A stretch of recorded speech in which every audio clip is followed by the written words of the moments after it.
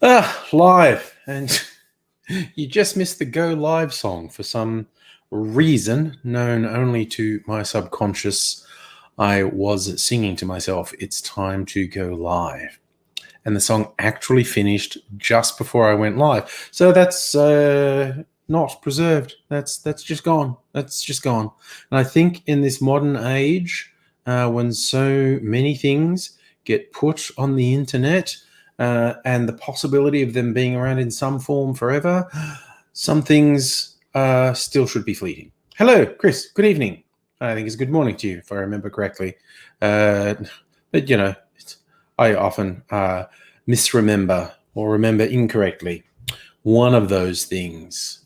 I was looking up potential themed drinks to make later in the week.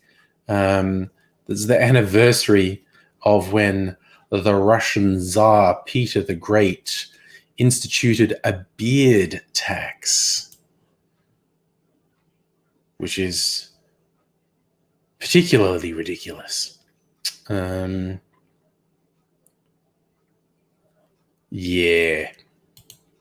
It's very strange. People come up with very strange things. It's the one thing. Celtic King, I love you too. Yes, it is. People are strange. Chris, you went on a hike, side of a mountain, had a better cell service there than your apartment in downtown. So because you're out in the open, sometimes, buildings can block the signals. You get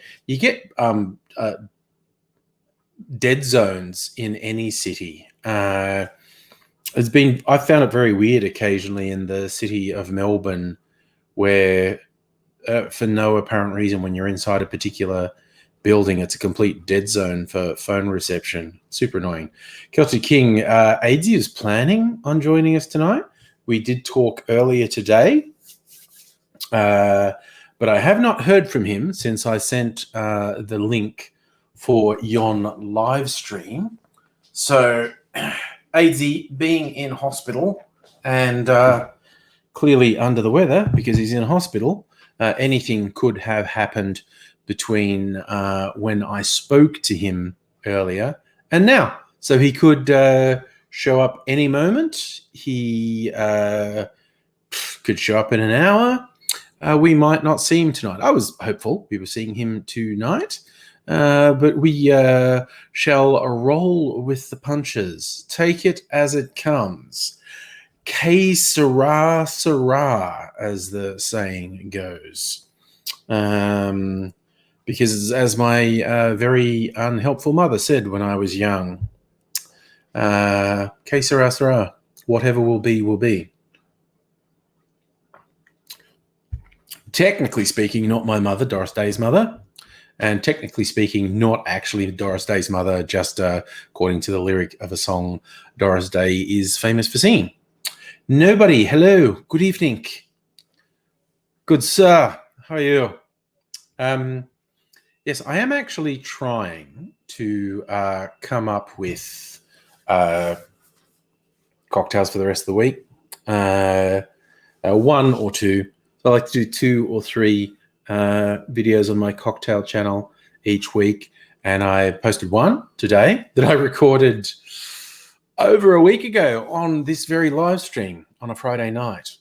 So it was not last Friday, the Friday before that I recorded it, or did 3 in one night. Was on a bit of a roll, really. I wasn't intending to do that at the start of the live stream, but it happened. And as the live stream went for 4 hours, I had plenty of opportunity to do this. Last week's went for 5 hours, I think. My God. But yes, this will be a more moderate 2-hour one tonight, it being a school night, as they say. Although I'm actually going to work rather than school. And by going to work, I mean going to that table behind me where my work laptop is set up. And that is where I shall work like a... the first 10 similes I thought of were just terrible. Why do I think work like a Trojan is a saying? Is that a saying? You know what I'm going to do? I'm gonna see what Google auto completes. Work like a dog. It doesn't work like a Trojan is there. There you go. Or work like a navvy, or work like a dog. I knew it wasn't my imagination that there was a saying, work like a Trojan. Why do we say work like a Trojan? We're saying the Trojans worked particularly hard? Trojans were hard-working, determined, industrious people. There you go. I knew I wasn't imagining it, that was a saying. Yes, Chris, 8 p.m. to 1 a.m. And it really only stopped at 1 a.m. because I demanded it stopped. Celtic King, it's angry cocktails. Yes, English is my first language, yes. Hello to you, Kirsten. It's a fine, what is it, Tuesday? Where I was hella confused about what day of the week it was. But I just think that's how things are now. Like AIDzee was saying, because he's having some cognitive issues and memory issues. And when he's in hospital, one of the things they regularly check to assess his cognitive faculties is ask him what day it is. And when he told me that, I said, well, that's not fair. That is, in the current world that has gone so freaking strange, where time no longer means anything, that is not a fair question, because I'd get it wrong at least one time out of three. If at various stages during the week you asked me without warning, what day is it? I reckon about one time in three I'd get it wrong. It's everything's topsy turvy. It's just all over the shop, I'm afraid. I'm not a fan. I'm not a fan of this being completely fucking disjointed from a cohesive sense of reality. As I've seen variations shared multiple times online, get mighty sick of living through a significant historical event. Silence at my homework. You would fail that question every day since mid-March. Yes, abso-fucking-lutely. Musical Aviator, honestly, I was thinking Trojan condom as well. No. So, I'm trying to think of a cocktail or cocktails to make this week. Probably won't make them tonight. Might make the videos tomorrow night to put up later in the week. Celtic could be all over you. No, we're under lockdown. I'm sorry, my friend. And also, Mrs. Angry would have words. Chris, I heard lots of news. What news is it of which you speak? Which the news just doesn't fucking stop. Shit keeps happening, and I'm not a fan. I'm not a fan of this constant fucking cavalcade of events. I think events have to slow the fuck down and stop happening so much, because it's honestly not good. Not good at all. What's a Bohemian iced tea? Becherovka liqueur and vodka and honey liqueur, spiced honey liqueur, peach schnapps and Earl Grey tea. That is a pretty fucking boozy cup of tea. I'm not sure what Becherovka liqueur is. Originally stirred in a teapot and served in teacups. Cute. Very cute. Commercial name of liqueur which been produced by Becherovka since 2008. So it's not an old beverage. It's only been on the market since 2008. It's from the Czech Republic, owned by Pernod Ricard. Secret recipe. secret herbs and spices, described as having a gingery or cinnamon flavor. There you go.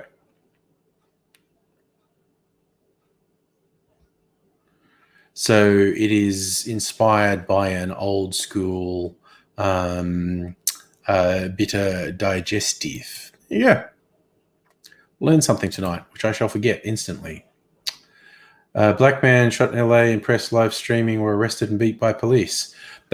See, you could have said that to me any day for the last 6 months, and that would have just fit, because that shit just keeps happening. Yeah, see, nobody, we're on the same page. Just shut the world down for a while. It's been too busy. Too many things have been happening. Less things need to happen. I need the pace to slow down a bit, because in this weird dichotomy with the at-home shit and whatnot, time can seem to drag, and it's hard to remember how long or how recently something was. But at the same time of this weird, endless stretch of time, too many things happen. It's both nothing's happening and too much is happening. And I'm not a fan. It's just, I don't know how many things I'm going to say that about tonight, but there's more than one thing that I'm not a fan of. This is one of them. Ugh.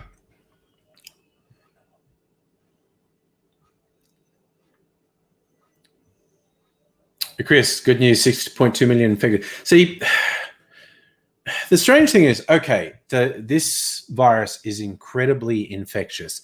We are not getting an effectively distributed vaccine anytime soon.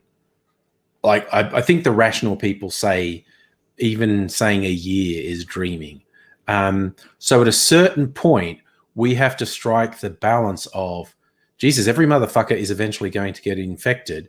And depending on how well we manage the spread of the disease, and if we come up with some good treatments, the overall fatality rate, it goes through the whole population, depending on how well or how poorly it's managed.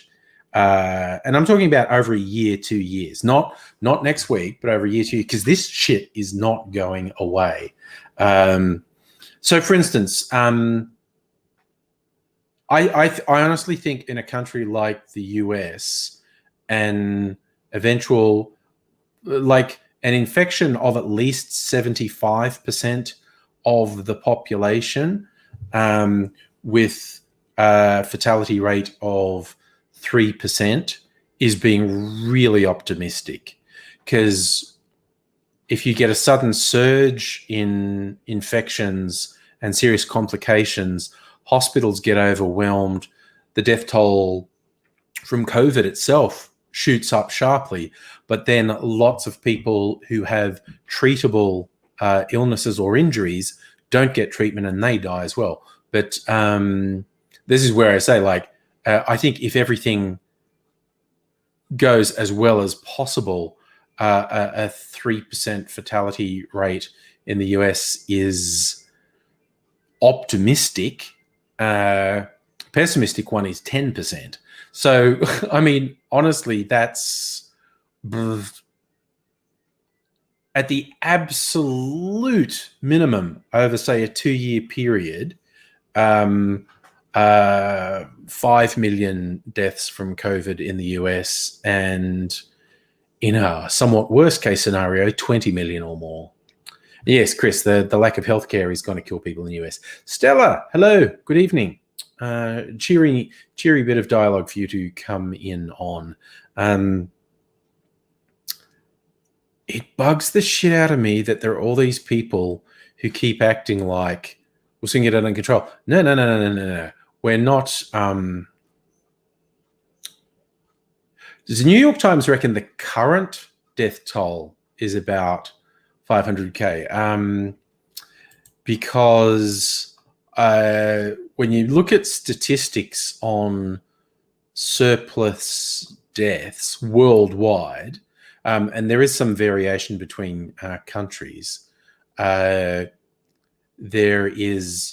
it's probably underreported by at least 20%, maybe as much as 50%. So the US has got 180,000 reported deaths from COVID. The actual toll is probably closer to 250,000. Could be higher. The global confirmed deaths, 850,000. In all seriousness, it's probably well over 1 million to 1.5 million, because there are some places where the underreporting will be far worse than in America. And I'm thinking most of South America, large sections of Africa, and Asia, I think, are probably underreporting. And I certainly don't trust the reporting coming out of Russia either. So, but, this shit's not going to end inside of a year or two. God, yeah, okay, I'm going to get the depressing shit out of the way before later, then we can get more cheerful. Hello, Invisible Chicken, if I didn't say hello. Chris, you're looking on the bright side. You'll die of poverty before you get sick. That is a glass half full approach. And Charlie, hello. I don't think you said hello to Charlie. So, so at a certain point, we're going to have to strike a balance of how can we limit the spread, because this motherfucker comes up real quick. Stella, death would cheer you up. Oh, Jesus. Fuck. No. Yes, a so-called friend who says New Start doesn't need to be raised, and they spend $50 on. Oh, God. Chris, I don't mind a cheese Danish. I do not mind a cheese Danish at all. I am fond of most snacks, actually, as one could tell from my beanbag-like physique. Celtic King Toby says hello. Hello, Toby. Und so, yes. So that's depressing stuff. I don't know. Because at a certain point you go like, okay, so we had a surge that was right on the edge of getting out of control in Melbourne, clamped down on it hard for 6 weeks, and it's clearly working. But how many times can you do that? Like we get the numbers right down to, I don't know, close to zero, or, down to single figures, new cases a day. The big thing is knowing where the cases are coming from, and if you can quickly isolate people who do have the virus, then you can keep the numbers under control. You can't keep them to zero. Like New Zealand is the perfect case for that. Like no recorded cases for 6 weeks, 2 months, and then cases start popping up. It is a very contagious, very opportunistic virus, and short of, locking down borders 100%, which in the modern world just isn't viable, it's always going to keep recurring. It's just a question of how well can you manage it. Chris, everyone work from home, short shutdowns, groups only outside, universal masks, basic income. Thumbs up to every single one of those, Chris. Thumbs up to every single one. Charlie, your cashless debit card isn't letting you pay rent again. Oh, God, yeah, no. Ugh. Trouble with shit like that, yes. Oh, my God. Still the same person as a Freedom Day supporter. Jesus. I'm just... I want to make a video where I sarcastically say I support people who want to protest COVID restrictions just because I want to see them get arrested and hopefully beaten the fuck up by the cops. Stella, Chris wants an explanation of Freedom Day. I think I know what you're referring to, but as you brought it up, I'll let you explain it. Just the weird people around the place. Celtic King, any conspiracy about the virus being made in a lab or being deliberately released or bioweapon or anything is ridiculous, stupid fuckery made up and spread by fucking morons. We know beyond any reasonable doubt it is not a manufactured virus. It is a naturally occurring virus, and these types of viruses are basically unavoidable in the way we run the world today. And in fact, when you listen to few experts, this is quite mild compared to the risks we are creating for ourselves. And the number one risk vector is factory farming of meat. Poultry in particular, the scientists seem to be most worried about poultry. Mass factory farming of poultry, they say, is just a disaster waiting to happen, but it's not just poultry. I think if the three big ones in the West, the order of danger goes poultry, then pigs, then cows. I mean, sheep, I suppose. Just remembering sheep.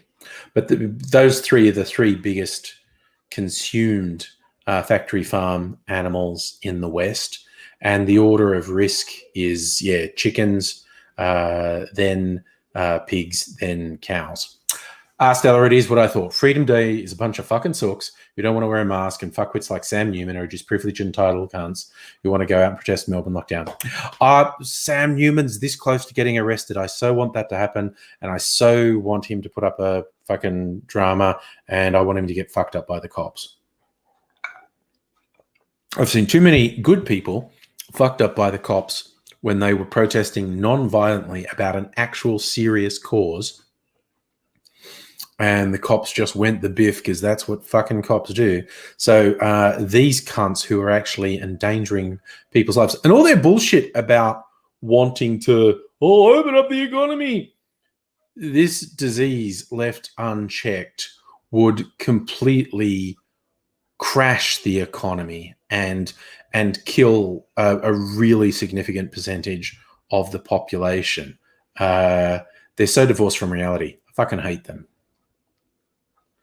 Celtic King, get told by VD that Chinese made. Yeah, well, he's a cunt. Yeah, I mean, honestly, he's thick as shit. He's disconnected from reality, and he's not very bright.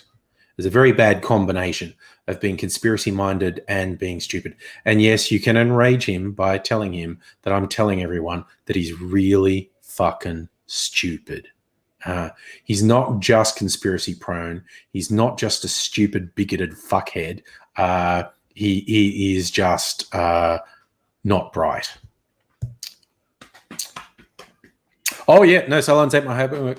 Not a monopoly on idiots in America. A lot of them, certainly. I think there was a quite big and violent protest in Germany on the weekend. So, yeah, it's pretty widespread. Oh, yeah, Chris, that's the thing.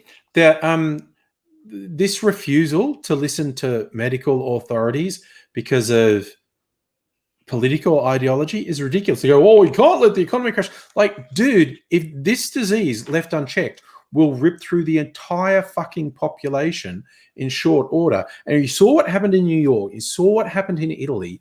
Like, the hospitals are actually overwhelmed, and the death toll ratchets up from 1, 2, 3% to 10+% really fast.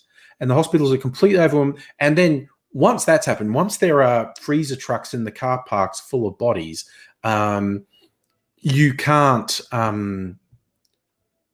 not do anything. You can't let it go at that point. And then a lot of people die unnecessarily and the economy crashes worse. Frank, popping in from work for a few minutes. Do I want the game? Yes, absolutely. Nobody. Funny thing, best way to avoid more government controls is to be responsible. Yeah, well, people are dickheads, though.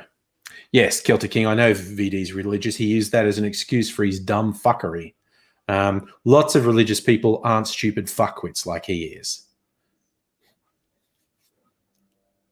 Stella, 30K protesters in Germany. Don't mention the war.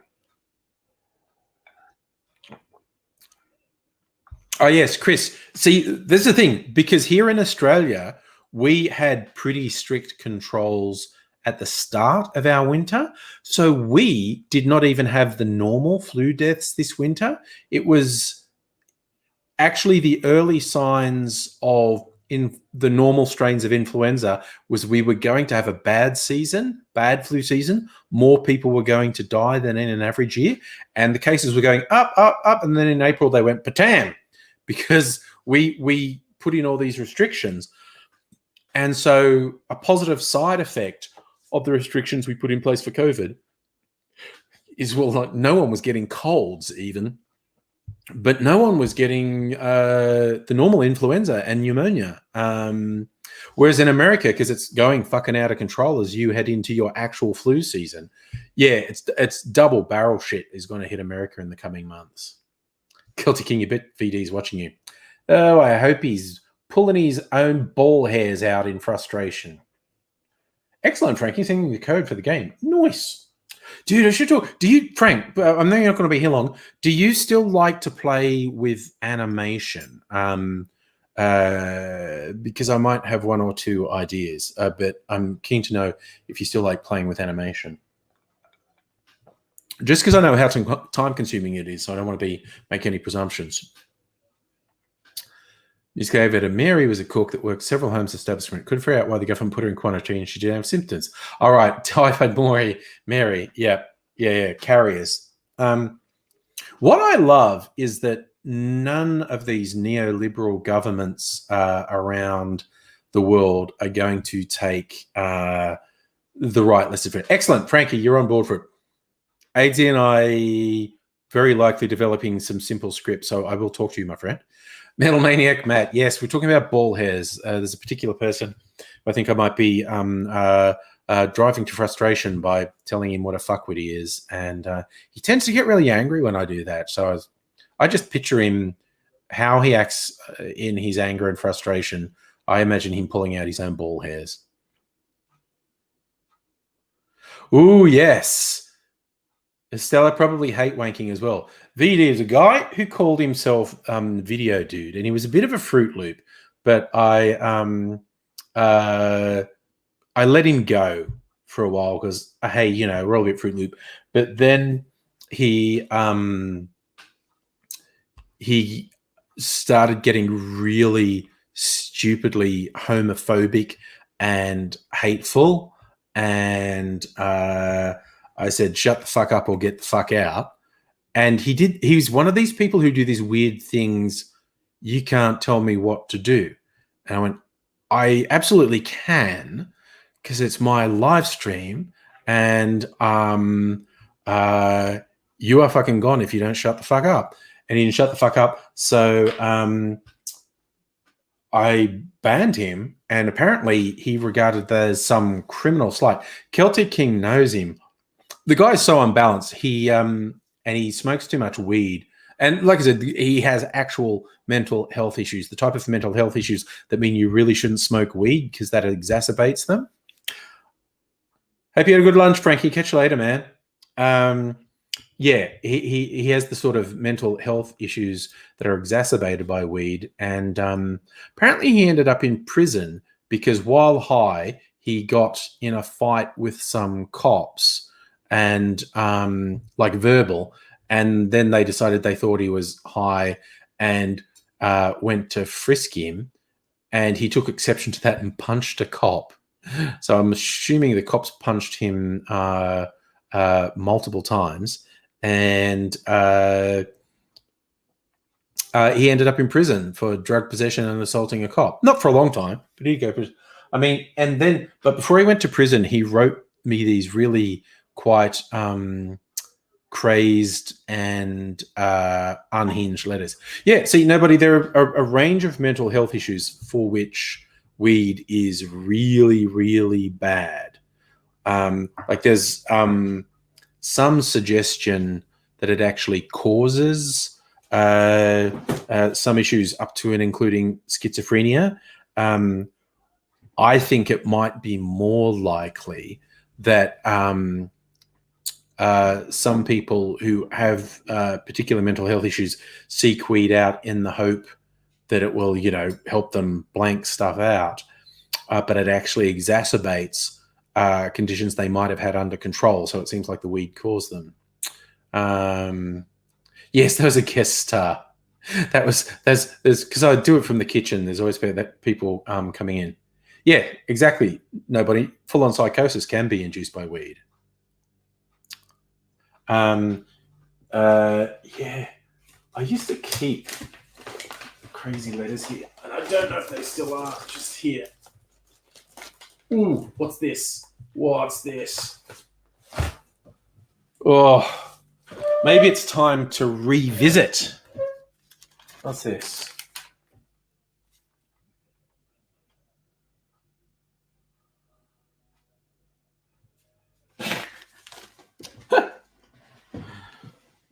Oh, fuck. Okay, I am old, and I just sat wrong and hurt my hip.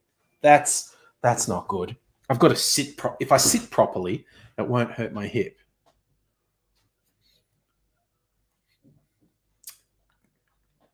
Good call, Charlie. If it's a sativa strain, it's a bit more psychoactive. Indica is more sedating.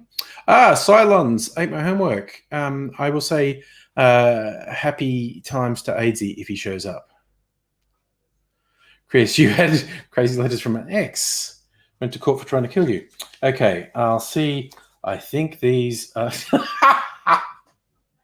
I'm sorry. It's a little while since I've looked at these, and the first line brought it all back. Nobody, I did not sit on my own balls. I threw my hip out. Okay. This is, look, you can see really close typed. 2 pages, 2.5 pages. And another one. This one's like page and a half. Okay. I'm going to give you some highlights of this because it's pretty fun. You still got out of the car wrong and your knee went. Or else here, I fucked my shoulder up just by sleeping funny. That's how I learned. Anyway, dear angry Aussie, I fucking hate you and I hope you know that. You do now. That's all I wanted you to know. So we should have stopped there. But since that would make a pointlessly short letter, I will write more.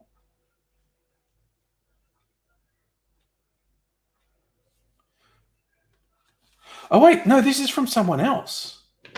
Because, unless VD's writing in the third person. No, this is because VD was in a religious group. And I think this is someone else from his religious group. And he got upset because I hung shit on the religious group. Celtic King, there's something in my mailbox, but I'm not allowed to go to it because of the COVID restrictions. So I don't know. This is a very old letter. Call that number. There's not a number on here. Oh, wait, no, he did provide a number, didn't he, at one point? Maybe it's on one of these. Might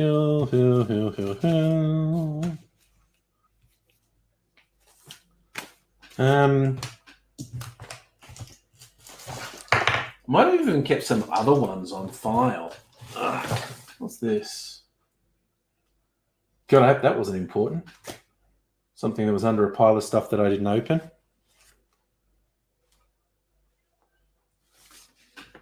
I just find it really funny that people do this shit.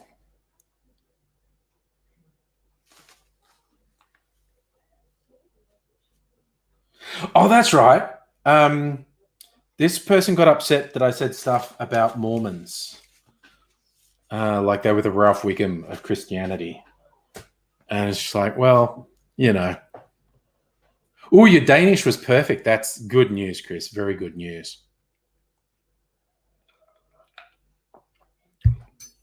It's a funny old world. Charlie, I do actually know who was sending the receipts because they actually put their One of the receipts they put in was from borrowing a library book, and it had their name on it. I don't know if they realized they did that. It was who I always thought it was. If I go to my mailbox, there might be more of them because there's something in my mailbox in the city.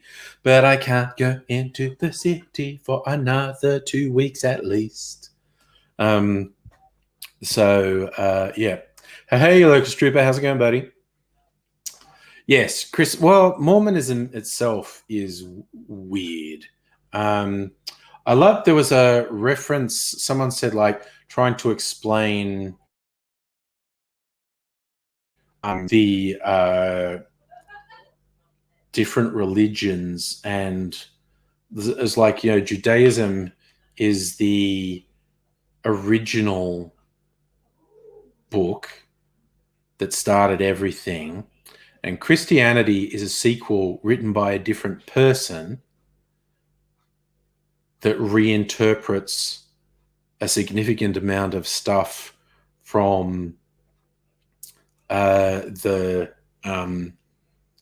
first book. And so fans of Christianity are also fans of the first book, but fans of the first book don't believe the second book is canon. And David, Australia Post are holding everything in PO boxes. That is good news. That is good news. I thought they might, and I was too lazy to check. Celtic King, I am not going to embarrass the sender of the receipts by saying their name, and they would just deny it anyway, so it's pointless. Locust Trooper, my chroma key's messed up. Yes, it is. Chris, you're still waiting for someone to give you 3 goats for your ex-girlfriend, the Bible says, yes. So, yeah, what was it? So it goes like, the Talmud is the original book. A different author wrote the sequel. And then Islam is written by someone who likes both the first 2 books, but retconned a lot of stuff to recast characters from the first 2 books. And fans first 2 books don't like that. And Mormonism is just weird fanfic. Weird fanfic that makes no sense. But and I garbled that really badly.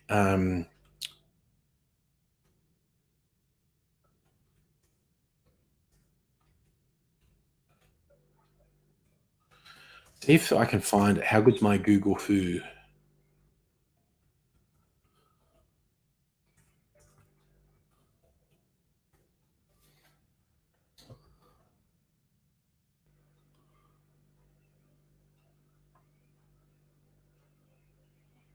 I'm just getting serious pages. I want to joke.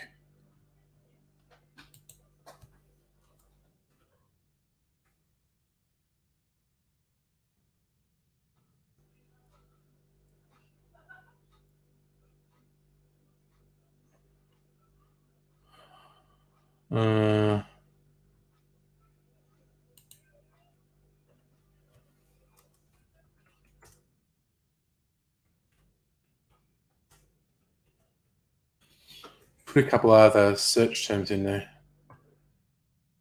I think I might have found it. Think of it. Okay, yeah. No, I found it. Jesus, I'm pretty good. Think of it like a movie. The Torah is the first one. New Testament's the sequel. Then the Quran comes out. It retcons the last one like it never happened. There's still Jesus, but he's not the main character anymore, and the Messiah hasn't shown up yet. Jews liked the first movie, but ignored the sequels. Christians think you need to watch the first 2, but the third movie doesn't count. The Muslims think the third one was the best, and Mormons like the second one so much they started writing fan fiction that doesn't fit in with any of the series canon. There you go. See, that's succinct. It's basically what I said, but it's succinct. Yes, nobody. The concept of the LNP having any integrity is indeed a joke.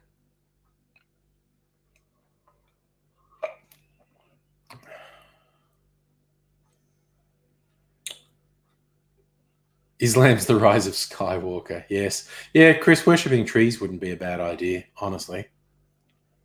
Yes, yes. Stella. Mormonism is weird Twilight fan fiction. 50 Shades of Grey. Chris, there is. I've seen some actually really interesting video showing Empty Melbourne. Can I easily point you to it? No, actually, it's one my friend Greg shot.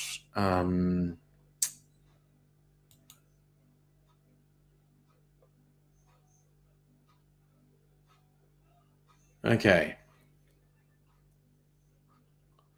Let's see if I can find the one Greg put up a couple of days ago. Right. This is just one part. Lygon Street. In fact, look, I can. Oh, this won't trigger a copyright thing. I'll play you a little bit of video. Ooh, Musical Aviator, very quiet Melbourne in lockdown.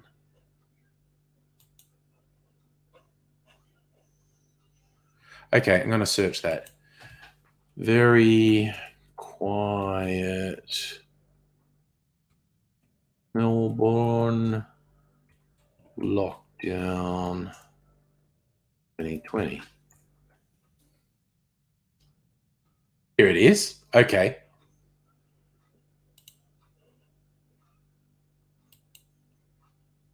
He uses the same editing software that I do. Okay, it's a bigger channel. I'm actually worried this will trigger a copyright thing. Ah, fuck it.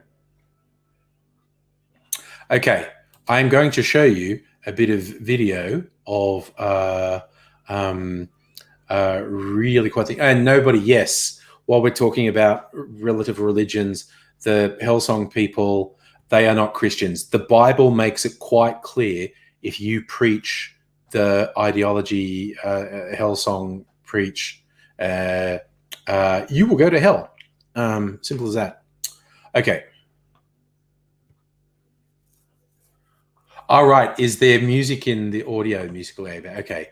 So I'll put the audio to zilch. Okay, I've got to share the screen for fuck's sake. My Chrome tab. This. Share. Okay. I'm going to play this. Shawnee747 presents. Okay, Melbourne in lockdown, August 20. I'll make this a bit bigger.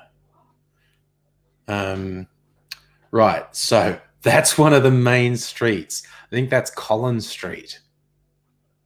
That would normally be bumper-to-bumper traffic in both directions and just thousands of people around. And that is fucking eerie. That is really eerie. I try and make it full screen.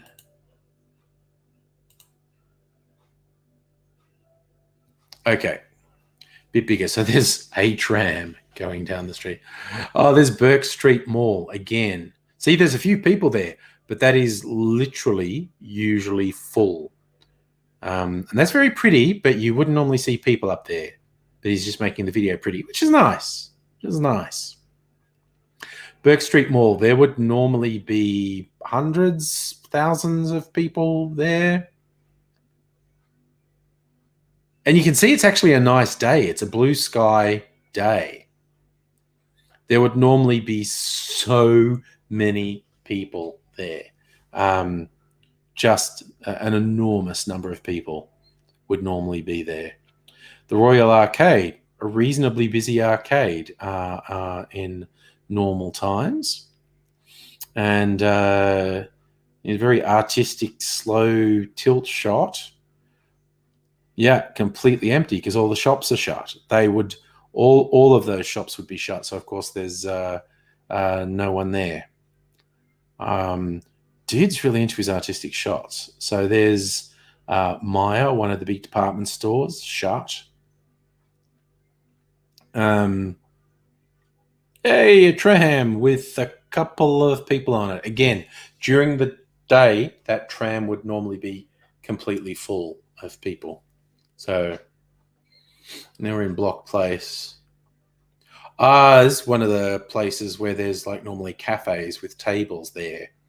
But no, 'tis empty. It's normally full. There'd be like, those are all cafes down there, and there would be tables. Dude, you've already done the Block Arcade. Why are you doing the Block Arcade again? Oh, it's a different part of the Block Arcade.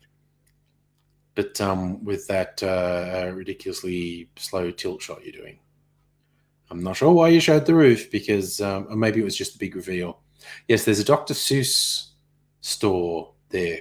I assume that is very heavy, and they're not worried about it getting stolen. My God, he loves the tilt shots. He loves the tilt shots. Like, yeah, very pretty, but in terms of showing us there's no people around, uh, there is normally not people on that ceiling. Yep, he's going to do another tilt shot. Okay. Yep. Okay, another tilt shot showing us the ceiling again. Center Place. Yep, and again, he loves these tilt shots.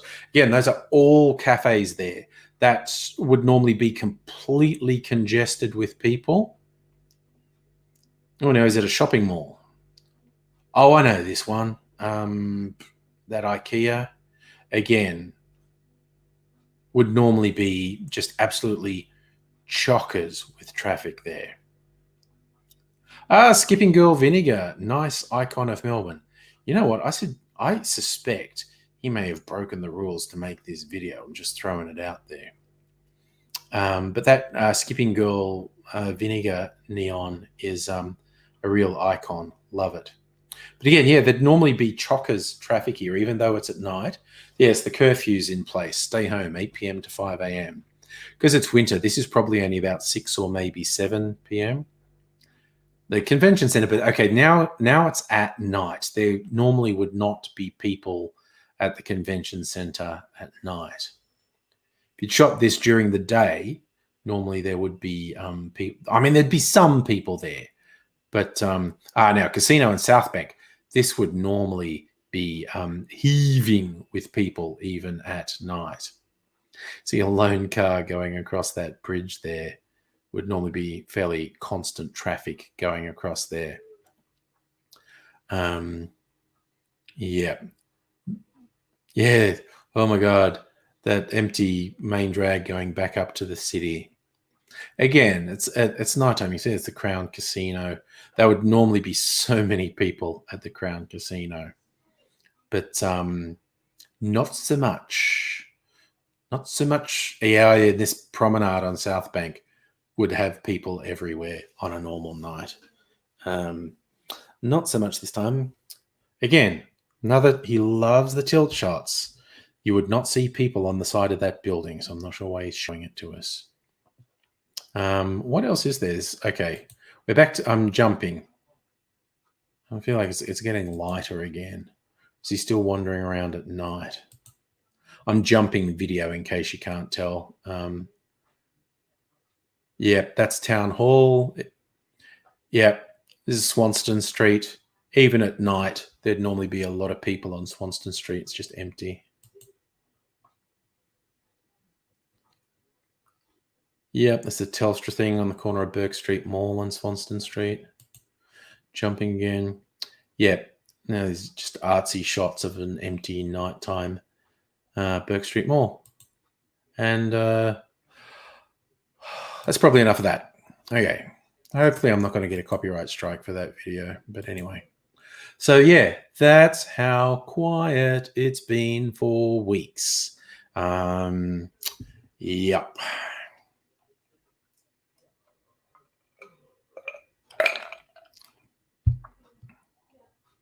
Yeah. Shoney's a tram driver. Good call, Music over. But you still are supposed to just be doing your work, not taking scenic video.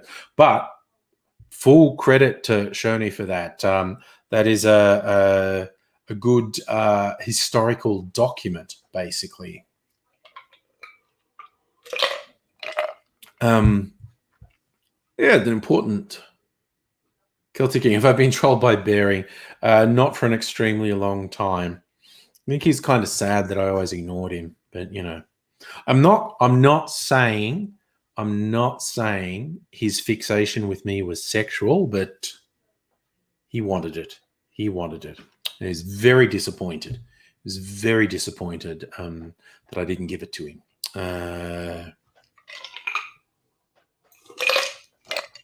I think he's one of those pain piggies. He says terrible, obnoxious things to wind people up because abuse turns him on. Like normally, you'd have to go and pay a professional BDSM person to tie him down and attach alligator clips to his nipples. When he can't get that, he gets his little sexual thrills from people abusing him. I'm pretty sure that's what's happening. Just going off evidence. Chris, you had 2 months of lockdown in the Northwest. You're still in partial close down, yeah.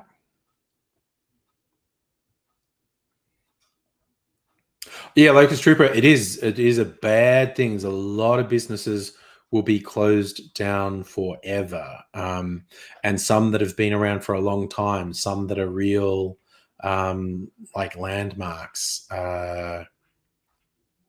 It sucks. There is no question the damage that people are suffering economically sucks big time. But the people who fixate on that and say we can't have lockdowns because of the economic pain are willfully ignoring the actual truth that if we didn't put controls in place, the disease would spread out of control and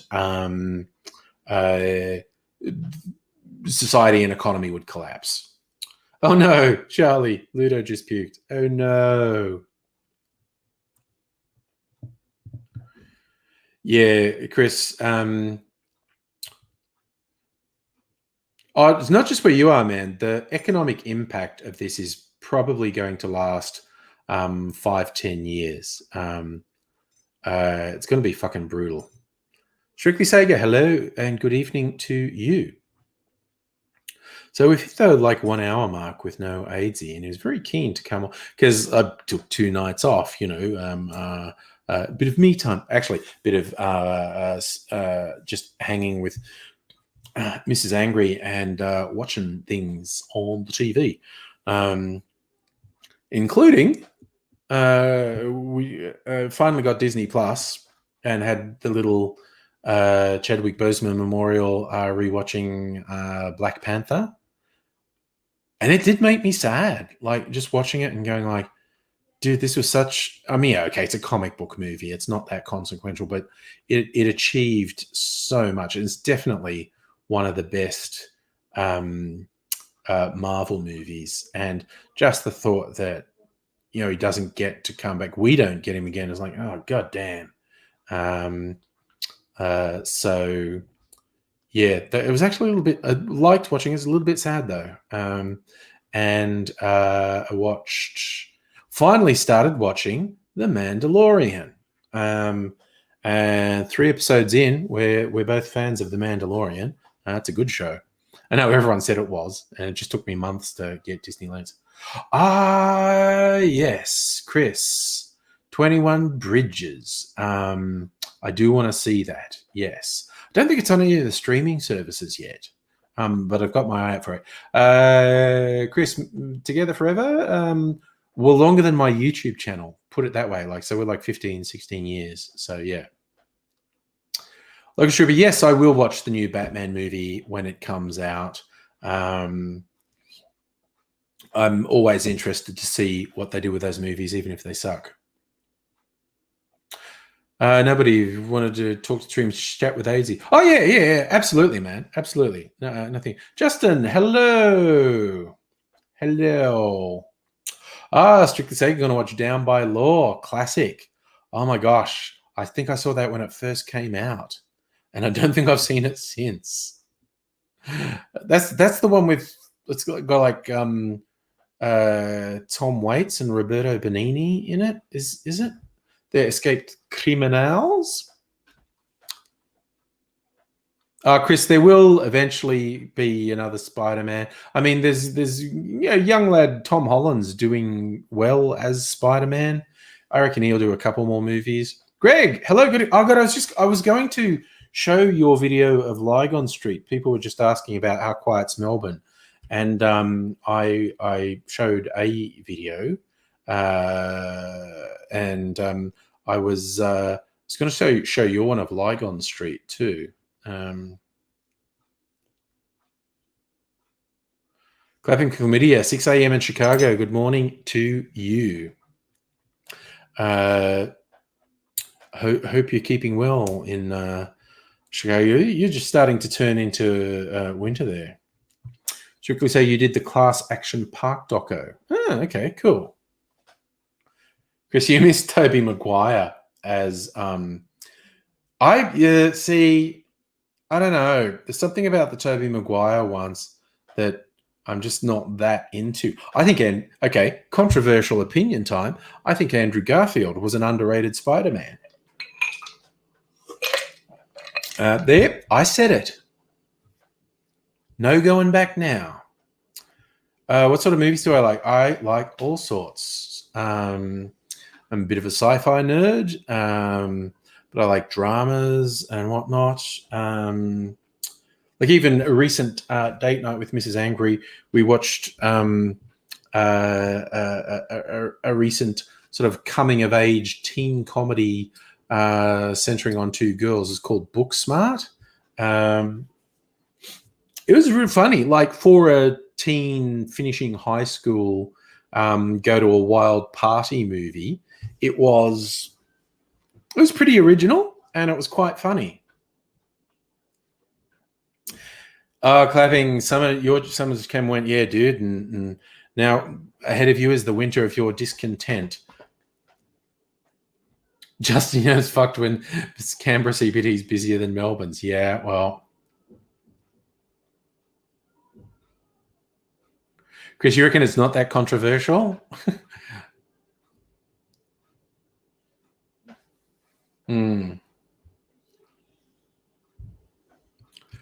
Yeah, that's a fair call, Claving, that generally the writing on the non-MCU Spider-Man movies has been a bit underwhelming. Although I have to admit, and I love they brought back the same guy as J. Jonah Jameson, and he's just an angry Alex Jones type in the last Spider-Man. But I thought the casting in the Tobey Maguire films of the J. Jonah Jameson was fucking perfect. That guy was so good. He was so good. It is a very good point, Chris. I do think the success of the Raimi Spider-Man movies made it seem viable to invest all the money into the Marvel movies. Yes, thanks, Charlie. J.K. Simmons, I blanked on his name, who is just a fantastic actor. But yeah, when he came back as bald, angry Alex Jones, he was pretty funny. Sega, Tobey Maguire was awesome in Brothers. Don't think I've seen that. Yes, and clapping when Kirsten Dunst was everywhere. She really was for a couple of years. Not sure what she's doing now. But goes like that sometimes. Like you occasionally see actors will literally have 3 films come out in a year just because the production and post-production went differently. Like, I mean, how an average big budget film shoot is like 6 to 12 weeks on average, sometimes shorter, sometimes longer. So over the course of a year, an actor can easily shoot 3 films, like if they're hot. And sometimes post-production on a movie is relatively quick. And some movies, like particularly things like the comic book movies and the big sci-fi movies, post-production can be a year or two. So like the film doesn't come out sometimes until a year or two after they finish shooting it. And so you can get a succession of films with the same actor come out quite quickly, and it seems weird. Oh, you got a better memory than me, Strictly Sager. I wouldn't have called that Ace Ventura, Mask, and Dumb and Dumber all came out in 1 year. Dumb and Dumber, one of 2 films I've seen while on acid. And I absolutely lost it at the Jeff Daniels shitting himself scene. I laughed so much I fell out of my chair. Not a figure of speech. I convulsed and fell out of my chair and was rolling on the floor laughing as the scene goes. Chris, off to bed, 4 a.m. Thanks for dropping by, man. Charlie, Gwyneth Paltrow didn't even know she was in Spider-Man. Oh, no.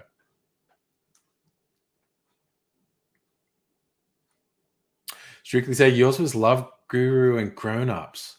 Love Guru would have been really strange. Love Guru would have been really strange. The other one was Nicolas Cage in Vampire's Kiss, which is an absolutely strange movie. Celtic King says he got a text from VD's mum, and VD is watching me getting angry about my remarks. Why? Why is he angry? If he doesn't want me to say he's stupid, ignorant, bigoted, and a cockhead, then he's got a choice. Get a bit less ignorant, get a bit less bigoted, and get a bit less stupid. Oh, yeah. No, Strictly Sega Vampire's Kiss was a trip and a half. It really was.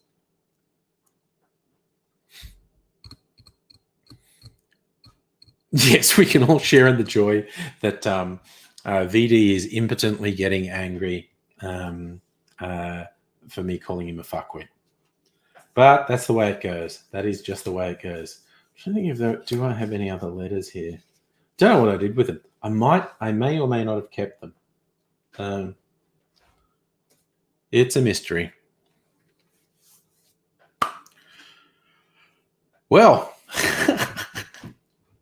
topic change. I keep going back to, okay, I don't know if anyone wants me to make a particular cocktail.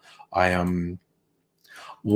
tell you one I'm thinking of doing, green pina coladas, because 2 different cocktail channels I follow did pina colada variants. Steve the Bartender, which is the biggest cocktail channel in Australia and one of the biggest in the world, he did one with absinthe, and another channel I follow did a pina colada with green chartreuse, and they both came out like within about a week of each other. Just the coincidence of green absinthe and green chartreuse in pina coladas, and I feel like making them side by side and tasting them side by side. Strictly say, have I seen the footage of trucks with the paintballs and the mace? Yeah. Shit's about to just collapse in the US, unfortunately. Pina colada. I just think I'd sound like a wanker if I said pina colada. It's when people, white people, try and pronounce things ethnically. I just think, I just think you kind of sound like a wanker. Yeah, I mean, you're correct, but I feel like I would be being a wanker. Plus, there's the song. Do you like pina? No, Celtic King, I never put the letters on my WordPress, and now I'm not sure where they are. I think I did keep them, but I don't know where they are.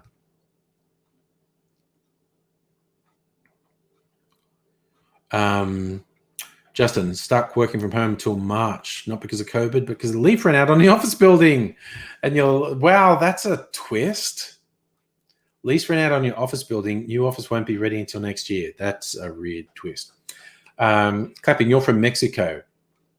Oh, okay. I accept your permission, then I will pronounce it correctly. Piña. I'm just putting some lip balm on, so I'll stop licking my lips.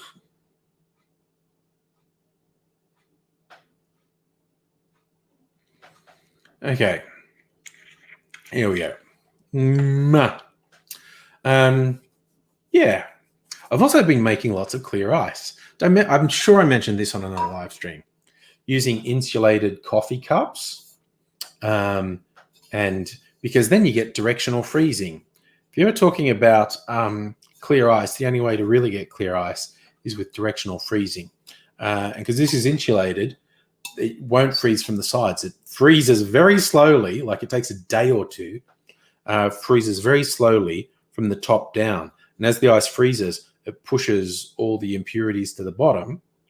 And so then when you take it out, you just cut off the end bit that's got the air bubbles and impurities, and you have clear ice. Now I've got heaps of clear ice. I might make a drink with clear ice. Okay. Something that shows that I've got Midori. Yeah. What's a classy drink I can make with Midori? Thanks, Locust Trooper. I love me too. Also, I love yous all. Let me have a look. What comes up if I put Midori cocktails? Something, BWS Steve the Bar, Midori illusion. That's too obvious. What does Steve the bartender say?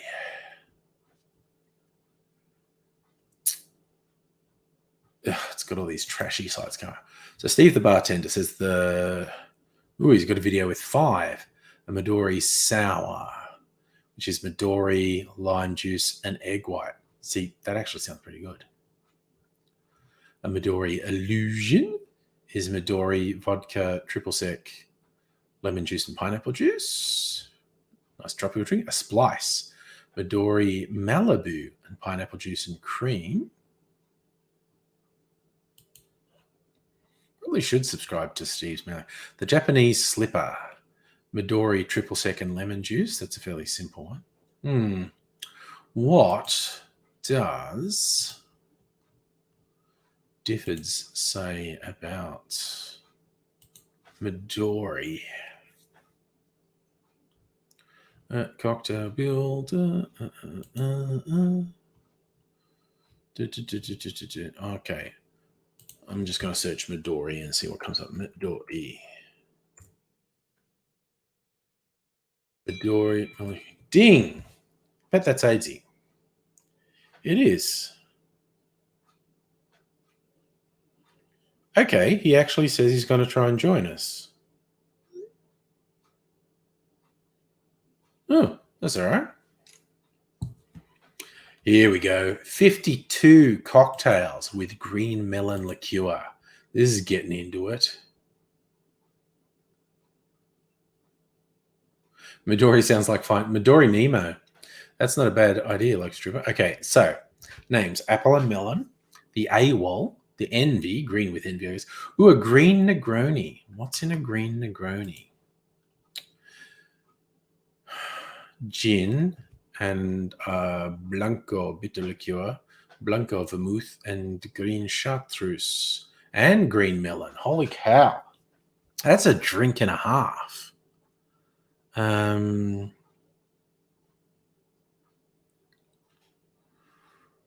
Ooh, I could do... See, that actually sounds classy. Instead of the Blanco liqueur, I could do Ocar Gold. Ooh, that actually sounds classy. I'm going to make that. Just pour it. Oh, this is build it in the glass. Okay, I'm doing this. I am doing this. When am I going to open the Angry line? Probably never. Clapping Rick to Midori Martini. Probably never doing the angry phone again, quite honestly. It had its time. It just passed. Okay, I'm going to try a little variation of green. And look, I've got a glass. that I've been chilling that has the clear ice in it as well. So we're just going to build this in the glass. Where's my jigger?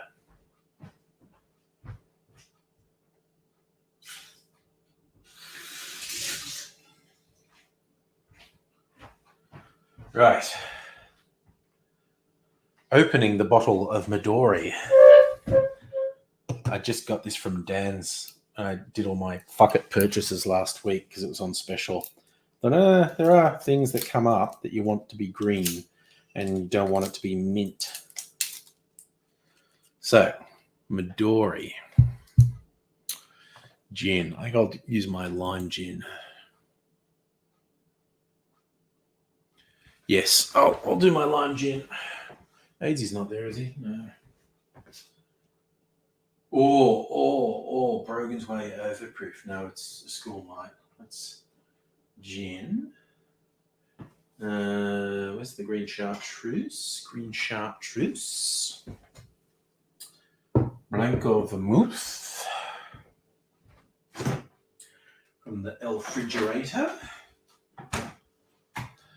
Und Ochre Gold. Where's my Ochre Gold? I'm using this a lot. Starting to run low.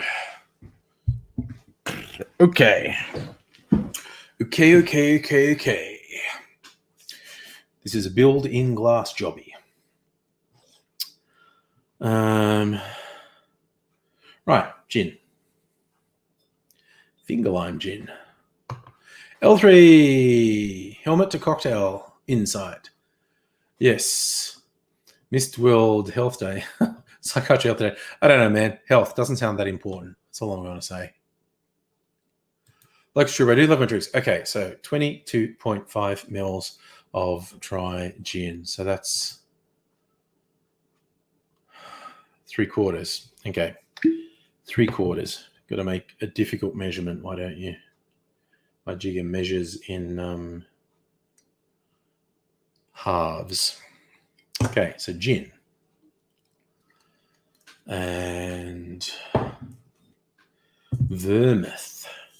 Vermouth. This cork won't come out. Come on, buddy. You can do it. There we go. It's plastic cork. Plastic stopper, I suppose I should say. Not a cork, it's a stopper. Okay. Vermouth.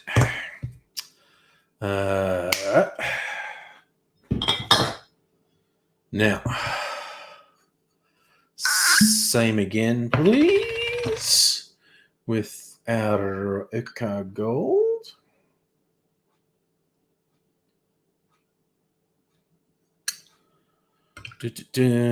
Ooh, that's made it a nice crap. That's made it a nice color, not a nice crap. See, with the Ochre Gold, it's that color now. Yellow. Now, small bits of green chartreuse and green melon. Okay. Do them in that order. This is just all booze. Excellent. All right. 10 ml of green chartreuse, which is naturally green. That's a natural. Oh, webcam doesn't show green, but this is a naturally green color, as opposed to Midori. What? Okay, I need to look at what this looks like. Because this, oh God, it looks black. That's weird. It looks black. Camera's doing weird things. That's food coloring green. Okay. And half an ounce of Midori.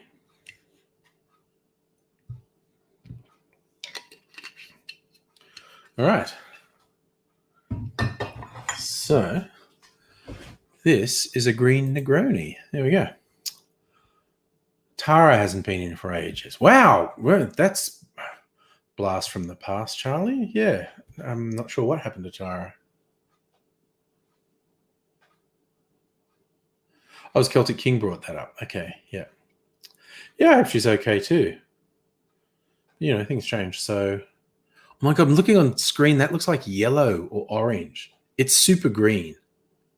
This webcam is so weird with how it won't play with orange.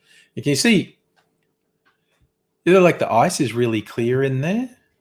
It's almost invisible, in fact. It's cool.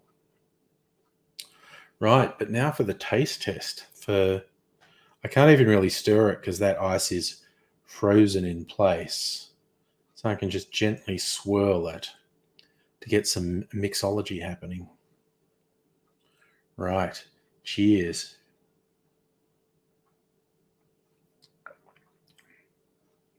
Well, that's got a lot going. Whoa, that's got a lot going on. Ooh. Yeah, that really has got a lot going on. So a reasonable amount of complexity in this. How do they say? Don't be put off or misled by the lurid green color of this cocktail. It is both bittersweet and complex, as the name suggests, based on classic Negroni, but with green chartreuse herbal complexity and a dose of rich green melon liqueur. It is interesting. The herbals, like the chartreuse, is a secret recipe.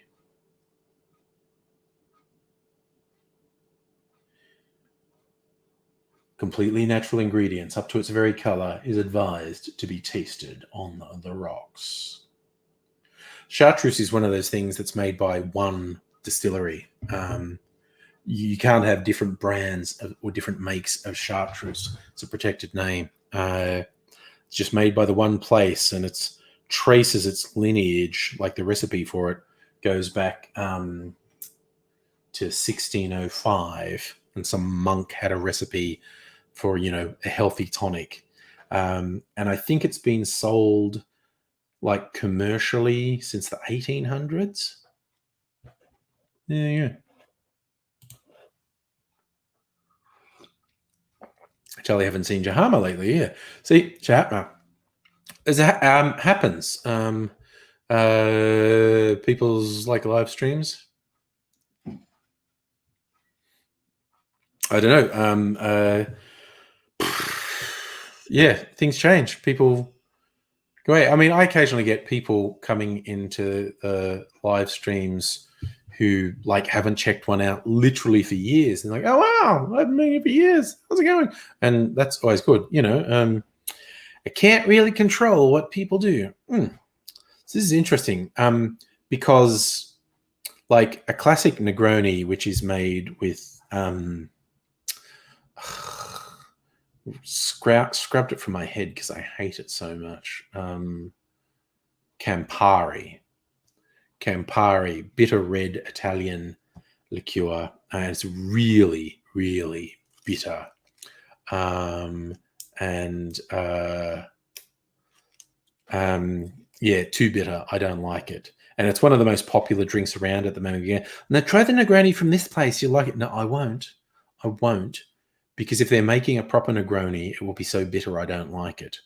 Whereas I can cheat with things like this rather than using a really bitter liqueur, substituting Okar Gold, which has some bittering agents in it.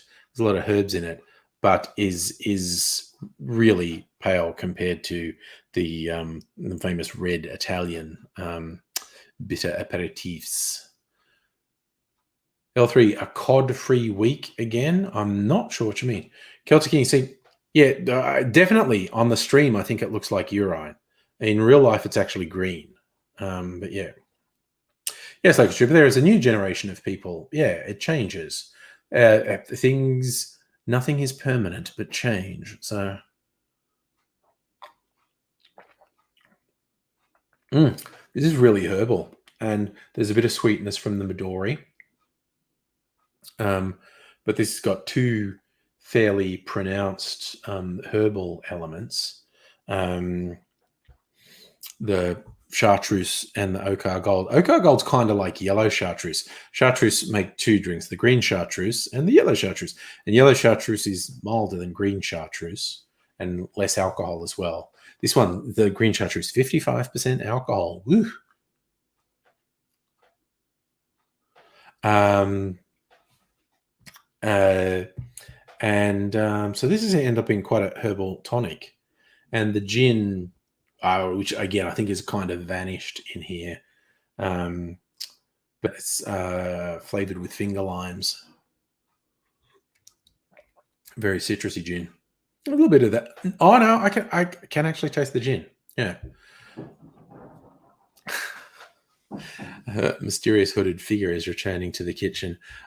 Jeremy, do I prefer square or round ice block? All my ice cube makers are square.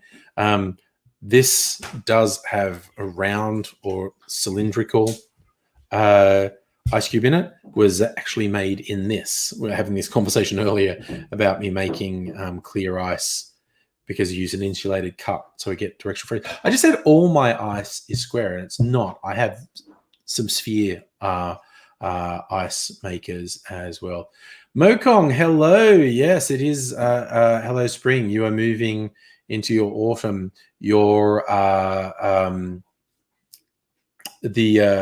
your swims are going to get a bit more challenging day by day, swimming in the open ocean as it gets progressively colder off the Irish coastline. More power to you, my friend. More power to you. Yes, Trick Sarah, I actually have Death Star ice molds.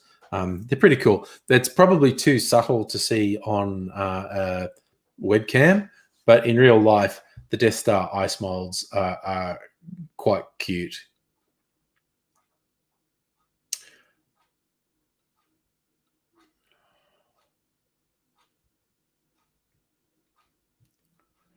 No, Celtic King, that was my daughter. That was young Ms. Angry coming through then. Still, you had a 31-degree day last week. My God. And it made you broccoli flour instead of developing heads. Oh, damn. Oh, damn.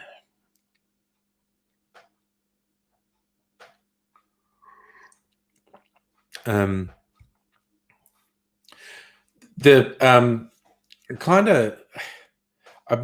actually now made a bunch of this ice and haven't used it. So I've stopped making it because I've got a few bits. But it takes days. It literally takes well over 24 hours.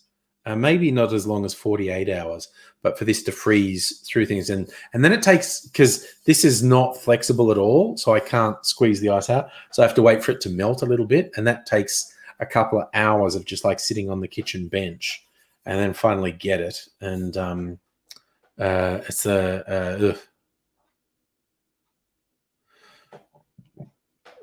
And yeah, but it's all about the directional freezing. And the hack that a lot of people have shown off on YouTube is like an esky. Get a small esky, rip the top off it, and fill it with water and put that in the freezer. And that will make you this great big bit of clear ice. But I don't really have enough freezer space to do that. But this doesn't take up much space, and I can do that. The only thing that stops you if the wind makes it too wavy. The water temperature only drops to 7 Celsius minimum. Yes, the air temp when you get out. Yes. Yeah. When you're covered in wet seawater, which I don't know if this is true, but I've always been under the impression salty water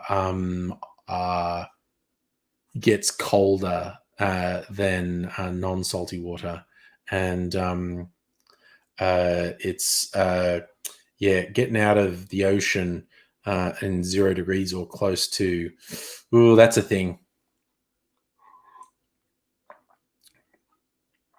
I mean, technically I could do the thing with a little esky in the freezer. I just have to take everything out of the freezer that's in it, and that just seems like too much hassle. So but yes, if you use a little esky, it'll freeze from the top down, and you take it out, and there'll be some waste ice on. Like, you don't actually. The trick is when you see that it's frozen air bubbles into the ice, it's frozen enough, because once air bubbles are frozen into the ice, that means the impurities are starting to freeze. So you can take it out of the freezer then, and there'll be some water, or maybe not. If you let it freeze solid, there'll be like normal bubbly looking ice, and you cut that off, and then you've got this really clear ice. Or you can actually get some ice cube makers or ice sphere makers that are in these things that are about this big, and make 2 ice cubes or 2 ice spheres that are about this big. So again, take up a fuck ton of room in this freezer. And the way they work is, again, with the directional, because there's no top, and it's insulated all around, and there's molds. And like I said, they're either cube or sphere molds at the top, and there's a big open space at the bottom. And so freezes from the top down, pushing the impurities down. So the cubes or the spheres freeze first, but there's a hole in the bottom down to more water, and it pushes down and down, and then the impurities freeze in the bottom bit. Seems like a lot of trouble for, and it takes at least a day or more to do that. Get 2 cubes or 2 spheres after a day or so. Seems like too much hassle, really. When you go to a bar, if they have the perfectly clear ice, they buy it. They buy it from an industrial ice maker that have very specialized machines that can turn out a couple of tons of clear ice every day. They have these food safe bandsaws where they slice it up into cubes and whatnot for the bars. I've seen there's this really neat device I've seen on a couple of YouTube videos. I think they call it a Japanese press or something, but it's this weird thing. It's a mold, and a sphere is a common shape, but it can have like diamond shapes as well. And you put a cube on top of the mold, and then this top bit comes down. It's very heavy metal, and it just pushes down and kind of melts the ice and forces the ice into the mold. And then you take it apart, and then you get this perfectly clear ice in the shape of the mold. But again, they're expensive and seem like a lot of messing about. Yes, good call, nobody. Going to this much trouble for ice is going to this much trouble for like literally nothing. It's just ice; it melts. Yeah.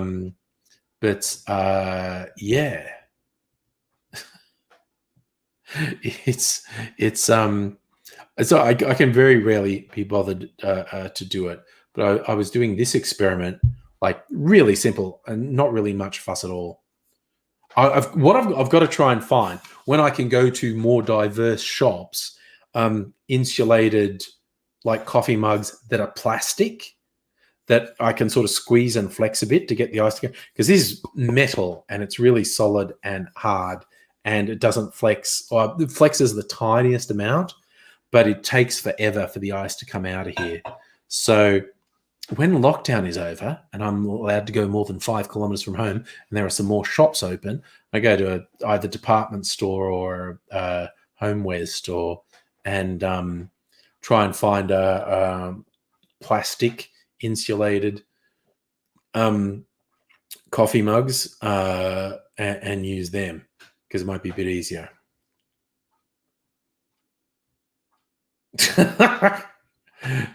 Celtic King and Locust Trooper, all about the love. Good on yous. It's kind of like talking about the trouble with messing about just for ice. So I almost never garnish drinks. So a lot of people, would go to a lot of trouble for garnishes on cocktails, and I usually can't be bothered. Sometimes I will, but usually I can't be bothered. We're going to start a lockdown drink night after lockdown. I think probably definitely want to go out a couple times if restrictions are over and a few places are, oh my gosh, look, it's AIDzee. I pray God that I'm not too soon. Wow, haven't I had a day? Sounds like it. I'm sorry I'm late. I had some issues It's you. with my interwebs. Mm. I have fixed them now, and look. Yeah, it's Teeth. about tonight. You've got glasses and teeth. Yeah, I've got glasses and teeth. I might take the glasses off because, like Wonder Woman, I can turn around in a spin, and I'll have my rope of truth and my crown of chucking it at people. So, how the fuck are you, man? Good man. There was just a cat meowing, and I wondered if it was Mimsy wanting to get in, but it was just Shadow being weird, who ran away as soon as I opened the door. So I know Shadow is the strangest fucking cat yeah, beyond Fellini that I ever met. And Fellini, Fellini had some issues, real issues. But Shadow has some self-generated shit that I don't understand. Yeah, well, I told the story. We actually, well, both Mimsy and Shadow are rescue cats from the animal hospital, and Shadow was actually a kitten, and Shadow was a tiny kitten, and there was a batch of kittens, and all the other kittens were picking on Shadow and beating her up and stuff, and kind of felt so. Plus, she's very cute with that grey. She's one of those grey ones. And we got her out and played with her, and she seemed happy. But I think the trauma of being bullied by the other kids, and she's a runt. She's fully grown, and she's only about 3/4 the size of Mimsy. And she's tiny.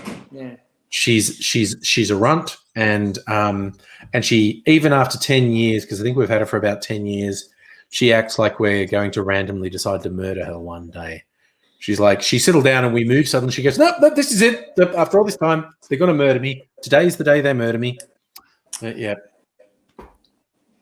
So, yeah. Yeah. Weird fucking creatures. So Jeremy's worried you're going to stand up and turn around and show us all the glory of the back of the gown. But I've got fucking pajama pants on. Oh, that's changed. That was an insistence. Yeah. I still remember that big fundraiser for you all those years ago with the big names and whatnot. Headlined, I might say, by Rove McManus. And he did the thing at the end, and he asked you to come up on stage because he actually didn't realize how fucked up physically you were. And so then AIDzee hobbles up in his walker and stuff because he's, spent 6 months in hospital and 50 major surgeries. And Rove's going, oh no. And AIDzee's going, no, I'm coming. And so then AIDzee gave a thank you speech to everyone. And he's in the robe, and he had the Zimmer frame and whatnot. Thank you, everyone. I gave the robe to Rove because he identified it correctly as the Hugh Hefner robe and thought it was the sexiest thing ever. So I gave it to him. Yeah, and, sorry, you were wearing robe, but you had the hospital gown on underneath. I had the hospital gown. I meant gown, not robe. So AIDzee's giving a little thank you speech in his Zimmer frame with the gown like what he's got on now. And he says, thank you all and good night. And then turns around with his ass fully hanging, and this is clearly deliberate, ass fully hanging out, and shuffles off really slowly. The crowd pop was incredible. Just mooning the crowd for a good couple of minutes. Legendary. Because the actual thank you speech was just really a thank you speech. There's not much funny in it. Yeah. And everyone's going, oh, yeah, okay, good end to the night. And then, I said the best thing I can do now is leave and turn around. And I've got these gross fucking manky balls still swollen, hanging out, and this ass crack fucking for the world to see, and everyone just fucking went wild. It was like a vindication of everything that everyone had done, because it was like it legitimized everything that happened in the night. It was like, the guy's fucked up. And everyone started to believe the stories. Yes. And yeah, I've had. I'm now in queue. They Oh, you said moved they were going to this move morning, you. Yes. Yeah. and I packed up last night. Yeah. Mostly. Yeah. Mostly. They only come out at night. Mostly. Mostly. So I packed Most. up last night, mostly. Yeah. And then there was a lot of bits and pieces around. And Yeah. my nurse came in and said, okay, so I've booked the transport for 11. And I've gone, okay, that could be 3. That could Yeah. be 5.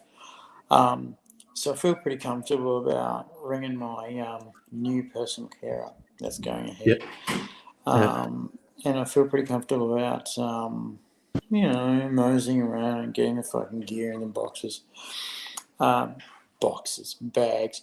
And what I wanted was my personal carer to turn up with a big old fucking backpack so I could just stick everything in that and roll. And the fuckers, I don't know why, but I was like second on the docket. And they turned up at 11:30, and I'm going, no fucking way. Does transport turn up on time? That never fucking happens in the universe. And I'm just going, I knew it as soon as I thought I needed a little extra time to fucking get it together. And so I had to fucking pack in front of the transport. And they're going, no, man, you're right, do what you got to do. And I'm fucking racing, getting everything in some kind of order. And I do. And then they stick me in the bus and take me off to queue. And I get here and they read me the Riot Act and they read me the rules. And then, fuck, my carer turns up. And my carer and I, turns out, are not allowed to meet. We weren't allowed to have any contact whatsoever. While he was in the reception, I was not to be in the reception. I was not allowed to go down to reception. One of the nurses had to go down to reception and pick up my stuff, which had to be then sprayed. Then I had to get the stuff, which then was searched. Yeah. And what I had done, so let me explain. I brought some vapes with me from home. And my plan was to go outside on a sunny day and do some vaping. And unfortunately, one of them was CBD, the medical Oh, marijuana yeah. stuff. Yes. You tell the folk. And they lost their shit and went, well, we don't know which one's which. And I said, well, the blue one's the one with the CBD in it. I said, well, we don't know that. I said, well, you could test it. Well, fucking, we don't want to spend government money on testing, for drugs. And I'm thinking, you did when it got here. When it was unconscious, you tested it. Why can't you test it now? And why can't you use the results you got from before? So I let that go because I'm a pleasant man. And what I did was I bought a whole new machine and a whole new bottle of juice, which was unopened. So they could see the seals were on there. And brought that in and see, machine unbroken. Okay? See, fucking seals intact. So we're good to go. No, turns out. Oh, I don't like the labelling. There's not enough information. Okay. I will get the proprietor of the shop to talk to you. So I've rang him up and I've talked to the guy and said, I need a deep favour. This is after he has massively discounted my fucking order the day before. Right. Massively discounted it. So essentially it's one of those do a favour, get a kick in the arse things. And so I've rung him up. He's not at his computer, he's at the warehouse. And I've told them this is what they need. They need an ingredients list. And he says, it's glycerin, food colouring, food flavouring, and nicotine. That's it. Yeah. And I went, I know that. You know that. They don't know that. They've got to be told that. And he went, I can do that. For you, I'll do it. And so he's talked to them. They've basically ambushed him and gone legality, and he's gone quite legal, thank you very much. The police station up the road gets all their vape juice from me, so we're pretty safe. And he's a little fucking pissed at that, and I could tell because he never raised his voice, and he never got angry or shouty or anything like that, but his tone changed, and it was like, yeah, didn't expect that. And I think he knew that I didn't expect it either. I fucking hope so, because I'm going to ring him tomorrow with a bucket load of apology. Anywho, they've said, well, we want you to send us documentation. We need an email or a letter saying what's in it. And he said, I just told you what's in it. There's nothing in it except for glycerin, food flavouring, and nicotine by this volume. And they're going, well, we'll need, okay, I can send you an email. And so, of course, this guy extra paperwork. Of course, this guy fucking pain in the ass. He's got an address. He wrote, when he was writing down the address, it was like, so sthvv1.com.edu.au. That's correct, isn't it? Great. And I said, I'll just talk to you just quietly on my own. He said, okay. And I talked to him and I said, look, I'm really sorry that went down. Talk to you tomorrow. And so I said, okay, we're sweet. And they said, no, we're locking this up until we get our paperwork. And I've gone, fuck. You have no idea how much I want that vape. You have no idea how much 3.5 weeks without nicotine makes AIDzee a little crazy. And, all winter with no TV makes home go crazy. Don't mind if I do. Something. So, one day. And it's just, I don't know, I'm going nuts.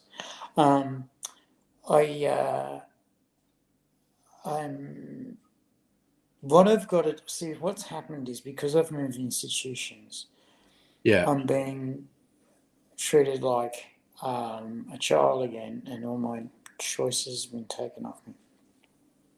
And effectively, I've got to play the game, and I've got to slowly build up my freedoms, which I did at the last place. And I've got to get my fiefdom going, which is going to take, forever again. And it's just really annoying. Boss of the house is out there. My carer, if I do this right and go NDIS, if I qualify for NDIS and I need a carer, he gets $50 an hour, and I want him to get $50 an hour because he deserves it. He's going to basically go through my house like a fucking whirlwind and clean it, and it is a shit fight. If you've ever been in a house where someone's been dragged off to hospital after an emergency, and the emergency was I was on the ground for, I think it was 3 days. Sure. And boss of the house came and found me and basically shook me, and I was awake but immobile and fucked. And he's gone, this is our hospital time. And I remember him saying, "You're going to hospital," and he packed for me some very basic things, which, fair enough. And the hospital guys came, and they weren't keen until I fell the fuck over and face planted, and they were going, "Okay, get on the gurney." And I did that, and apparently I had a couple of seizures in the ambulance. Never a good look. No, not I really. get into the hospital, and for the first 3 days, I fucking don't know shit. But this time round, I've come in fairly cognizant. Yeah. Yes, I've got the brain damage, and yes, it shows. But I'm kind of with it. But they're going with the first page of the last report, which was the guy's a fucking mess. Yeah. And I'm just going, well, I'm not. All of the things that I had, like he can walk around, he can do stuff in his place of room. I've got my own room. No one's in it. Nice. Fucking nice. And I'll be fucking turn the fucking blinds now. Look at that. I want my fucking light back. Was there a view? I've got a view. Look at that. That's the whole north of Melbourne. Can you see it? No, you can't. No, it's just like dark from this angle. Don't worry about it. Doesn't matter. Anyway, I like it. It's pretty. So anyway, yeah. Effectively, all my shit's got taken off me. They searched my stuff, and they found the weirdest things to lock up. Yeah. They found keys. Right. That they didn't like. Okay. Keys are dangerous, Angry. Yeah. Okay. I'm here to tell you that I'm writing a PSA about keys. It'll go something like this. Yeah. If you come across keys, keys are made in backdoor labs and underground facilities. And you see a toilet with spinning water in it and a grinder next to it and this dirty looking junky bikie going, grinding keys. Yes, they may look pretty on a chain and get multicoloured keys on a ring. But the things that they do to you are shocking. And then you see someone open a door and it's all just meat factory in there with blood dripping. If you want this for your children, buy keys. If you don't, then destroy key kiosks with Semtex. And this has been the Australian government. Authorised by the Liberal Party and fuck you. So yeah, I'm going to do a PSA about keys. I'm going to do a PSA about pencil sharpeners. Yeah. If you know someone with a pencil sharpener, ring this number. They'll probably be wearing a turban and go la la la la la la la, shoot them. It's the weirdest shit got locked up. And fuck me, they found a Nurofen in my bag. Oh no. Jesus Christ. The fucking all hell broke loose. There was alarms going off. Yeah. I shit you not, they called security. Yikes. I shit you not, they called security for one ibuprofen. And they said, you know you're not supposed to have this. And I said, I didn't have that bag until just now. I didn't pack it. It's been in my house for 6 months. I haven't touched it.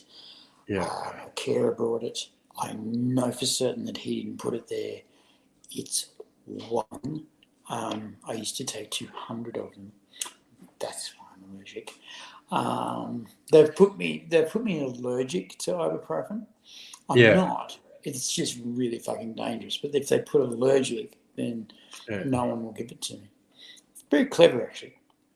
Anyway, they lost it. And so they've turned the bag inside out and just dumped everything.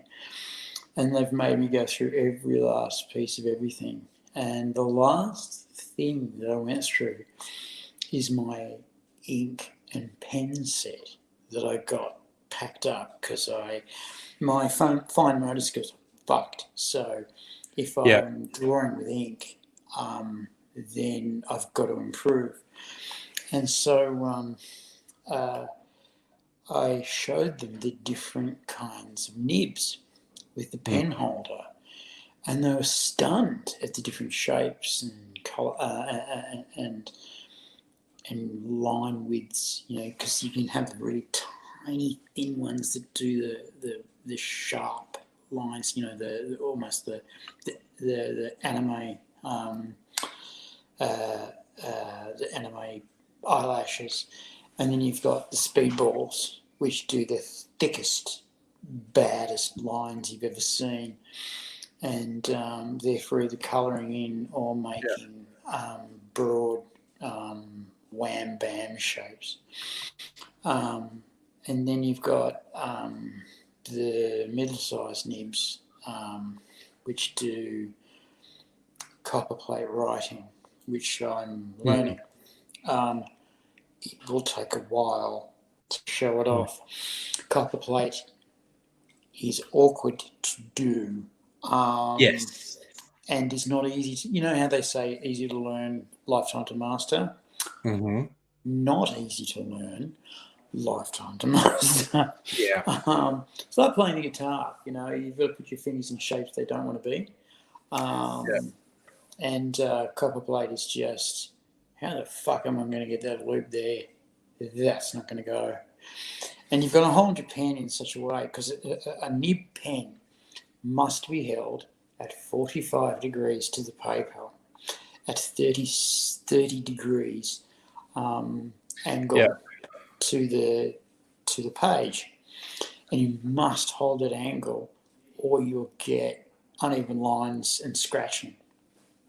So holding your wrist and fingers in that shape for the whole line while your hand is running off the pad is just a challenge on the end of fucking the world. And that's just for normal writing, and that's where I'm going. But for copper plate, you've got to do that for shapes that, you know how when you're writing, you do an F and it hits the line above it, and sometimes the line below it, and wipes out those two words. Yeah. So in copper plate, what happens is you plan each shape of each word so the F goes in the gap. And it's obvious that loop goes in the gap. And you go, how do I do that? With a ruler? With centimeters?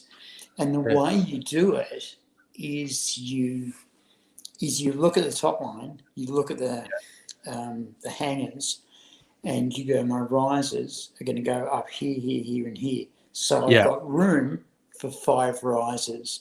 So this line has 5 words on it. Yeah. And every fucking line has to be like that. You've got to end your sentences, if they go past one line, you've got to end them by starting the last bit of the line indented so that the last word hits right at the edge of the page. Yeah. Do you know how to do that? No. Because I don't. No. It's again, you've got to count the length of the words. You've got to work out where these fucking words are going to go. And then you've got to count your hangers and risers. And then you've got to count, because it gets better. your hangers basically will go down a line and a half. So you basically have to give them room to look like a P or an F or an S. Yeah. However, when you get it right, it looks Yeah. fucking amazing. Very true. Anyone can read it, and Yeah. they look at it and go, "I'm just going to keep this because it looks cool." Yeah. I used to have a guy write to me in copperplate as an old guy, and he was pretty spectacular, actually, guy, and he just used to naturally write in copperplate, and it was just a beauty to behold. And the guy was 2 generations away from me, but I understood every word. It was like reading Shakespeare and getting it first time without reading the notes. Anywho, the name copperplate comes from the engravers. Yes. And they invented this writing style to engrave copper so that they could have printing plates. They used to do this shit backwards. Yes. Upside down. Very particular skills involved. Yeah. Backwards and upside down. Are you fucking kidding me? I can't do it frontwards and the right way up. Mind you, there are some videos on YouTube of people who can do two-handed calligraphy, which is absolutely mind-blowing. Absolutely mind-blowing. It's next level shit. They just do that. Yeah, do you have sex? Well, after that you would do. But how long did you do that without having sex to learn how to do that? 10 years. Yeah, 10 years. And then roots ahoy. Check out what I can do. And it's beautiful. Can I be on your dick now? Yes, you can. Notice in the chat, Stella saying she wants to have a calligraphy nerding session with you. She's equally enthralled by the copper plating, etc. Do you know what's really perverse? Comics are deeply into stationery. Comics, when you talk about stationery, are deeply into stationery. Well, I just went to get a notebook to write some stuff in, and then there was a pen, and then there was another notebook, and then there was a file, and then there was a... Comics will drop $100 in a stationery store like that. Yeah. I met a guy who was a comic, and he just got a fucking hella payout from a tour. Like it was a huge tour. It was a 4-month tour, and there are no 4-month tours. 3-month tour is the longest you ever get, and you get breaks. This guy went on a 4-month tour and got a fucking fortune. It was basically 3 years' rent. Yeah. And so he paid. He set aside 2 years' rent, and then said, "I'm not going to pay 3 years' rent," and had all this money. And he went into a stationery shop and dropped 18 grand. Damn. Yeah. Fuck. And he dropped it on paper, parchment, and pens. He bought fountain pens that were way beyond anyone's price range. Yeah. And we all said, "Well, we're not going to write with him, but what can you do?" And he wrote with them, and we were just going, "You can't hear it move. You can't hear it glide." And we were all just going, blah, blah, blah, blah, drooling. And then one of the comics said, "How much?" And he went, it's a little pricey. How much? 18 grand.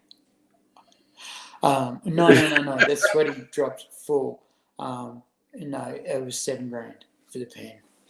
Yeah. And everyone went, And it wasn't like it had jewels and shit on it. No, it was just very precise. It was just really, really machined. And basically the grips were hard, but they had memory foam of 0.5 millimeter attached to them, so that as you gripped it, it basically snugged into your hand, and it forced you to do the correct pen grip. It forced you to to Yeah. do the chopstick hands. Yeah. And as you do that, it also had on it little lines at 45 degrees and 30 degrees. Yeah. Just little faint lines to remind you of where to put the fucking pan. Yeah. And it had a gold nib on it with Damn. an iridium tip. Ooh. Yep. So we were just drilling. And I sort of researched this a little bit and found out that comics get deeply into stationery because we write all the fucking time. Yeah. It takes an hour to write a minute of comedy, and you're writing all day, basically to get a new gig out, to get new material up. And if you're writing a show, fuck, it's like that's 8 hours a day, and then you've got to get ready, have a shower, and go to a gig. And you're either playing or being seen.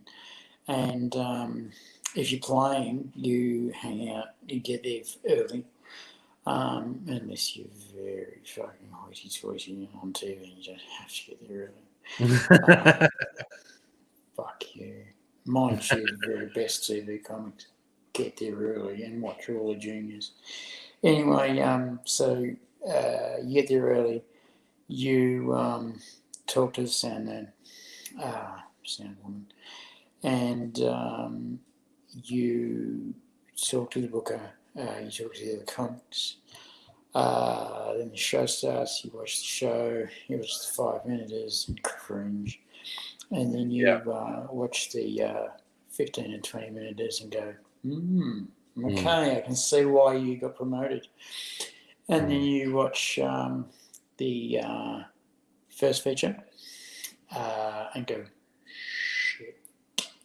Then you watch the second feature, who's seen the bar being raised, and goes, okay, and they fucking play a blinder, and then you're on. Get good, cunt, do it now. And so you play, and then you've got to wait an hour after the show to get paid. You get paid USD in cash. You go straight to the car or straight to the public transport. You do not want to be hanging around the streets with that kind of stuff in your pockets. I know a comic who had a sock wallet. It was a leather thing that strapped around his sock, and he used to keep $50 in his pocket for when he got mugged, and the rest in his sock wallet. And it worked. He got mugged twice. I know comics have been mugged many times. It sucks, but it happens because a lot of the street folks are onto it. The comics who come out last are the ones who got paid most. Money. Yeah. Anyway, so then you go home, or you go to the party. The party is where the deals are made. The party is where I'm actually going to stop you because I'm going to bed, and you're starting to get into really good stories that we should save that can be indulged in at leisure at another time. I don't want you to rush any of this because this is good story stuff. We love this. So I'm going to say good night. We'll do part two. And, absolutely. And then I'll do a little juicy bit at the end about the benefit, the huge benefit that was done at the Hi-Fi Cup, and an event that happened there that was massive, and it was beautiful. So, yeah, we'll do that. When are we on again? I'm going to be on tomorrow. Okay, I'll come back. Cool. Hey, thank you for letting me on. I'm sorry it took so long. That's okay, man. It's all about click one fucking button, and I just couldn't find. I didn't know about it, and I couldn't find it, and then I did, and I went, "Are you fucking kidding me?" There's a button on your computer that says, we've slowed down your fucking, we've slowed down your internet speed to help the network that you're on." Right. Fuck off. And so I couldn't load pages. I couldn't get anything happening. I couldn't get anything done. The government has found my new anime site. I've got to learn. I've got to YouTube it now and get around it. Pissed off. Those fuckers keep on. Yeah, they do. Keep on finding anime sites and shutting down access. Yeah. So thanks, Turnbull. You did a good job. All right. Yeah. So good night, everyone. I don't think AIDzee can see the chat. Thank you to everyone sending all the AIDzee love in chat. There's been a lot of AIDzee love in there. I'll be back, guys. And I'm so sorry I was late. That's okay. We'll see you again, whoever's about tomorrow night. See you then. But bye.